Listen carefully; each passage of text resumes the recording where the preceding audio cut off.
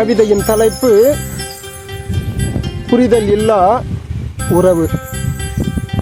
எழில் மிகுந்த வண்ண ஓவியத்தை குருடனிடம் கொடுத்து அதன் அழகையும் நிறங்களின் பெயர்களையும் செவிடனிடம் உரைக்க சொல்வதனைப் போல் உள்ளதடி என்னுடனான உன் காதல்.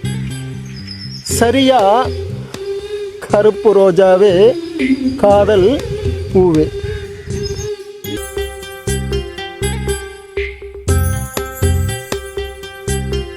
Thank you for watching our videos. Kindly subscribe our YouTube channel AGRN Amudananju.